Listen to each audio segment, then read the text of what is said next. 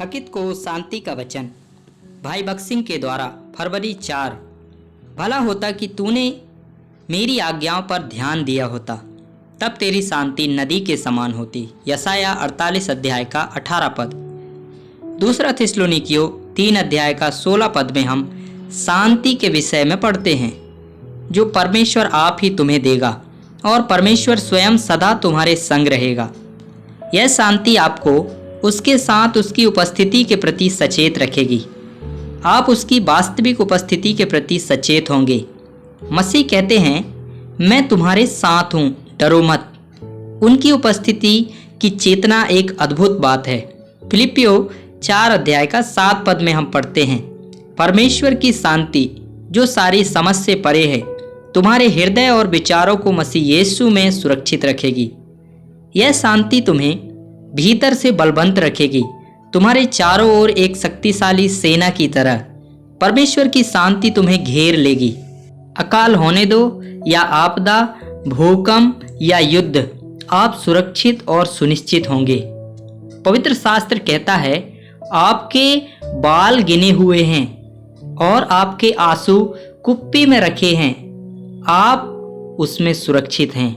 यिर्मयाह 33 अध्याय का 6 पद में हम इन शब्दों को पाते हैं, देख मैं इस नगर का इलाज करके इसके निवासियों को चंगा करूंगा और उन पर पूरी शांति और सच्चाई प्रकट करूंगा। सच्ची शांति तुम्हारे सब घावों को चंगा कर देगी।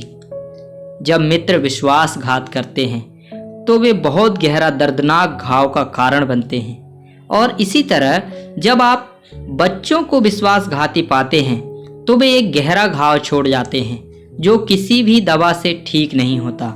लेकिन यह शांति मित्रों या शत्रुओं के हर तरह के घाव को भर देती है।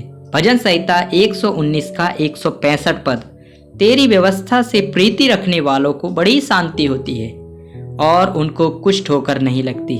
कितने विश्वासी बहुत आसानी से नाराज हो जाते हैं। वे कभी कभी कई महीनों तक भोजन से दूर रहते हैं। उनकी शांति चली गई क्योंकि यह एक सांसारिक शांति है। लेकिन परमेश्वर की शांति के साथ ऐसा नहीं, कुछ भी उन्हें ठोकर नहीं पहुंचा सकता। यह बड़ी शांति है जिसका मन तुझ पर लगा रहता है, उसकी तू पूर्ण शांति के साथ रक्षा करता है। यशाया 26 अध्याय का 3 पद, यह पूर्ण शांति है जो आपको सभी परिस्थितियों में दृढ़ विश्वास प्रदान करती है। आप परमेश्वर के वचन और उसकी प्रतिज्ञा पर विश्वास कर सकते हैं। क्या आपको वह शांति मिली है? आप इसे कैसे पा सकते हैं? इफिसियों की पत्री 2 अध्याय का 14 पद, वह हमारी शांति है। रोमियो की पत्री 8 अध्याय का 6 पद, आत्मा पर मन लगाना जीवन और शांति है। ईश्वरीय स्वभाव को प्राप्त करने के द्वारा हम सच्ची शांति पाते हैं। प्रभु यीशु मसीह मारे गए कि हम अपने पुराने स्वभाव के लिए मर जाएं। वह हमारे दंड दूर करने के लिए भी मर गए और हमें एक दिव्य स्वभाव देने के लिए फिर से उठे। यह स्वभाव आपको शांति देता है और परमेश्वर की आज्ञा का पालन करके आप इसे गुणा कर सकते हैं।